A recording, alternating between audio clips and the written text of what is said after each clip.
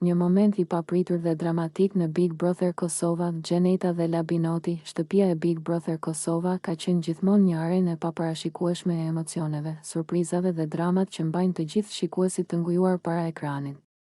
Por ajo që ndodhi dje e kaloi çdo pritshmëri. Rikthimi i Gjenetës, ish banore e njohur dhe e dashur nga publiku, nuk ishte thjesht një rikthim i zakonshëm, ishte një rikthim që ndryshoi atmosferën e shtëpisë brenda sekondash.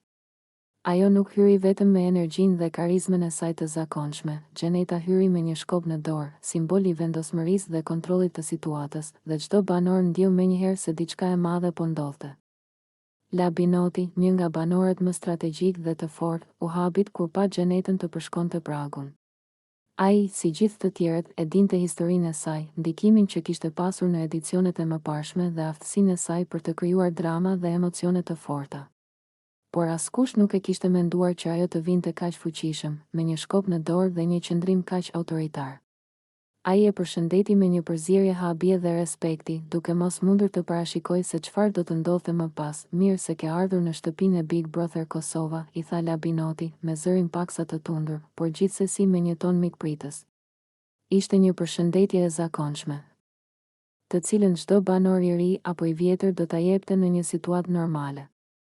Por Gjeneta nuk ishte normale. Ajo ju kthye me një shikim të vendosur dhe me një qetësi që i friksonte të gjithë. Kjo është shtëpia ime, tha ajo. Dhe pa e lënë kohë të merrej me emocionet e tij, vazhdoi me një paralajmërim që tronditi atmosferën. Ti ke për të dalë nesër mbrëmja.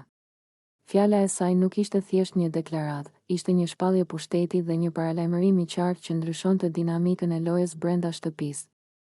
Banorët e tjerë u ngritën nga vendet e tyre, disa me habi, disa me emocion dhe disa me një ndjenjë të lehtë frike. Gjeneta nuk kishte ardhur.